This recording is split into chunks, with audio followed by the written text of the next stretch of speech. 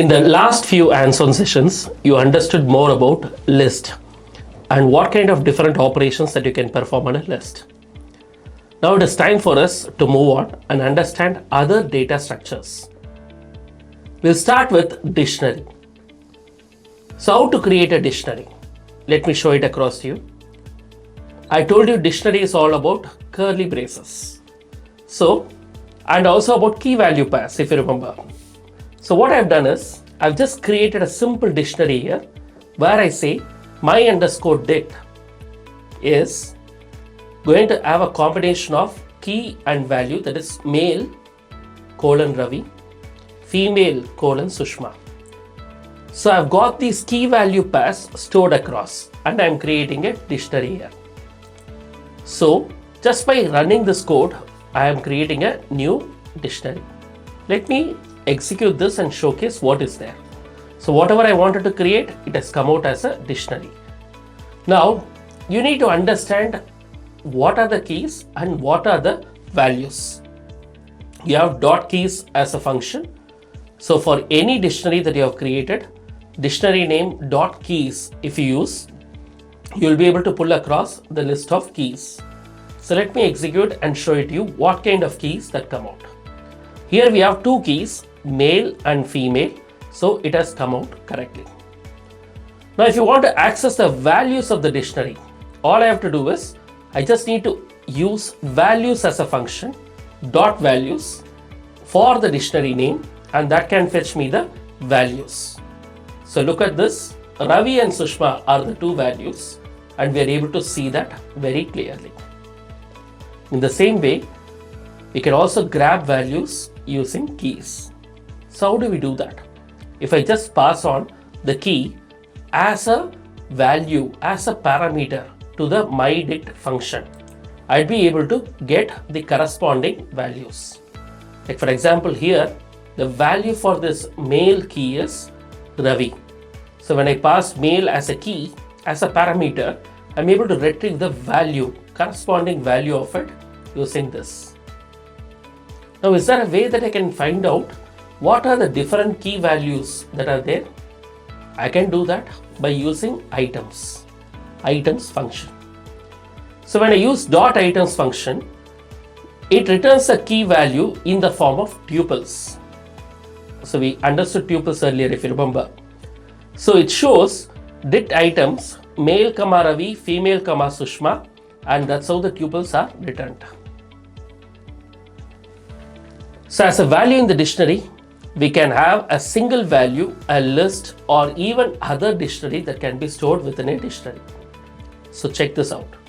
Category underscore lookup, the one that I'm creating with the help of curly braces, I'm able to showcase furniture colon 100, linen colon 59, garden colon multiple values, then again kitchen colon multiple values. Now if you notice, interior colon 300 is itself a dictionary since you are finding it within the curly braces. Now despite that, you are storing it as a value for another key. Now when you execute this, you are creating a dictionary which carries multiple values. It carries a value, it carries a list, it carries another dictionary too. Now let's look up furniture. What is it returning? When I put furniture as a key and pass it across to this particular list, as I showed you earlier, it is retrieving the corresponding value. The corresponding value here is 1000. Same way when I pass garden and then the zero item, since we have multiple items here, it should ideally return 169 for me, which is right because that's the first value. If I say garden and then 1, it will return 250. If I say garden and 2, it will return 500. This is how the dictionary values, you pass key and then you retrieve value by doing this. Same way if I use balcony and interior. Remember, balcony is a key and the value is corresponding dictionary because here we have a dictionary that is already available. So you are passing the key for the dictionary which is stored in the dictionary. So when you pass two keys, it's more like a nested format. So it is going to retrieve the corresponding value 300 there. So I hope you are able to understand how this whole dictionary is set up. Now let me also show you how you can add key value to dictionary. So I am here adding some categories or some key and assign a value to it. So take this one. I am just adding vegetable as a key and I am assigning the value 1500 to it, and I am creating a key value pair here by doing this. Let me execute and show it to you how this new item is getting added to the dictionary.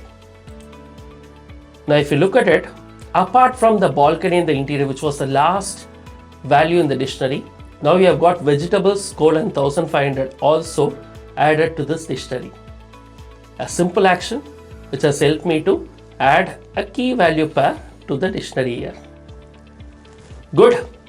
Now you have understood what is a dictionary, how is it different from a list, how dictionary has key value pairs, and how you can retrieve values, how you can add values to the dictionary. You have understood all these aspects in this particular topic. Now, as I always request, you do your hands-on separately, practice more so that you understand this concept of dictionary in a better way. See you again in the next topic where we will discuss more about tuples and so on. Thank you.